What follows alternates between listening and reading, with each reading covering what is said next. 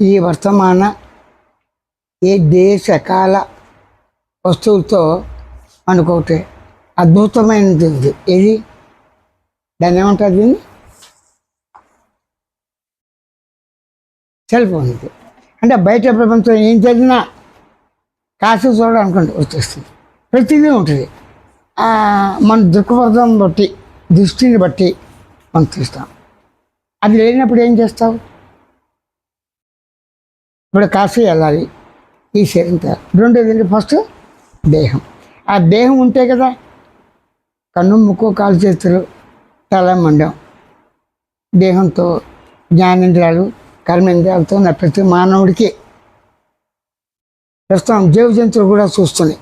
కొన్ని పక్షులు అవి చూస్తాయి. అవి ట్రైనింగ్ మనకి మన ప్రతిబింబం కనబడుతుంది.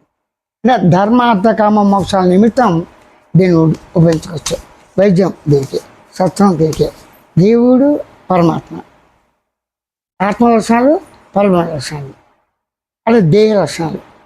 దేహం ఎలా వచ్చింది, ఎక్కడి నుంచి వచ్చింది అనే విచారణతో పని లేకుండా దేహం ఉంది.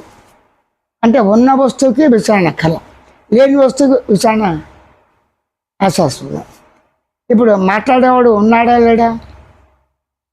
మాట్లాడేవాడు ఉన్నాడా లేడా అని వెతుకుతావా? నీ శరీరం ఉందా లేదా? నీడని వెతుకుతావా, శరీరాన్ని వెతుకుతావా? రెండు వెతకవా? డౌట్ వచ్చింది నీకు. శరీరం బాగా కనబడింది, నీడు ఇటు చూస్తూ ఉంది, లేదు ఓ టైంలో లేదు, బోర్లో పక్కన పడుకుంది, అసలు అవ్వదు. నీడని పట్టుకుంటావా, శరీరాన్ని పట్టుకుంటావా? శరీరం కూడా ఉందిగా, శరీరం నువ్వుగానే ఉన్నావు, నువ్వే శరీరాన్ని. నీడని నేను వెంట వచ్చింది అంటే తోడు నీడ. అరే శరీరం నీడ. భార్య భర్త, భక్తుడు భగవంతుడు, గురువు శిష్యుడు, జంట, ప్రకృతి పురుషుడు అన్నీ ఉన్నాయి కదా.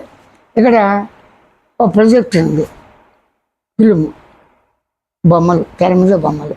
ప్రొజెక్టర్ వేరు, తెర వేరు, బొమ్మలు వేరు, యాక్టర్స్ వేరు.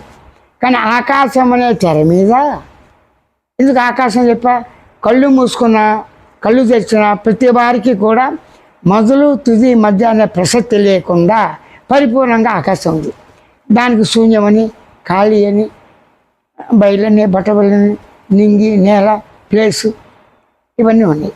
కానీ నువ్వు ఉంటే శూన్యం ఎలా అయింది? ఇక్కడ ఏ వస్తువు లేదు, శూన్యం. అణువులు ఉన్నాయి. అణువులు లేవన్నా అనుకో శబ్దం వస్తుందిగా. గాలి, అగ్ని, వాయువు, ఫస్ట్ వాయువు, అగ్ని, నీరు, మట్టి, ఈ అణువులు ఉన్నాయా లేదా? అప్పుడు శూన్యంలో ఏవి ఉన్నాయి? శూన్యం అనకూడదు అసలు. కాబట్టి ఆకాశాన్ని అణువులతో పోలుస్తావా? అణువులు అటు ఇటు చెల్లిస్తాయి. ఆకాశం పరిగెడుతుంది అటు ఇటు. ఆకాశం రెండు ముక్కలు అవుతుందా? ఆకాశం కలర్స్ ఉన్నాయి. ది స్కై ఇది బ్లూ, ఇది చిన్నప్పుడు మాట. ఇంద్రధనుస్సు వాతావరణంలో అన్ని రంగులతో ఆకాశం ఉందా? లేదు. కానీ ఆకాశ సైతం అంటే ఈ శూన్యం ఉన్నదే. అరే ఇక్కడ ఏముంది? ఏమి లేదు, శూన్యం అంతా బిల్డింగ్స్ అంటాడు ఒకడు. శూన్యం లేదు వాడికి, ఎందుకు? ఆకాశం లేదు. మరి ఇందాక భజనలో మొత్తం బిల్డింగ్లో ఆకాశం కనబడుతుందా? చెట్లు కనబడుతుంది. అది అడవి ఉంటే ఎలా ఉంటుంది? చెట్లు ఉంటాయి. అడవి అనే పేరు దేనికి వచ్చింది? అడవి అనే శబ్దం ఏముంది? వృక్షాలు. అది ప్రాణికొట్టు ఎట్లు ఉంది మనుషులతో. కాకుల దూరని కారడవి, చీమలతోని చెచ్చడవి అంతే అన్నాడు. సూర్య కిరణాలు కూడా మనకు తెలియదు, దట్టమైనది. అడవంతా ఖాళీ చేసి చెట్టు నరికేసా. అడవి అంటారా, ఖాళీ ప్లేస్ అంటారా? అలాగే నేను ఉన్నాననే నేనుకి ఆలోచన ఉంది, భావం ఉంది, తలంపు ఉంది, అన్నీ ఉన్నాయి. ఎన్ని కోట్లు కోట్లు కోట్లు ఆలోచనలు నీకు ఉన్నాయి? ఆలోచన అన్నా, భావం అన్నా అనుభూతులే. నీ అనుభూతులు ప్రతిదీ కూడా ప్రకటిస్తాం. ప్రతిదీ డబ్బు, కాగితం అణువులేగా. లోహాలు అణువులు. అంటే అణువులు కానివి ఏవైనా ఆకారంగా ఉంటాయా? కాగితం పుస్తక రూపం ఉంది, తెల్ల కాగితం ఉంది, కలర్స్ ఇవన్నీ అణువులేగా. అణువు తెల్లగా ఉందా, నల్లగా ఉందా? చెప్పలేవు. అంటే అణువుతో శరీరం ఉంది, ఆకాశంతో. ఒక అణువులో శరీరంగా చూడగలవా?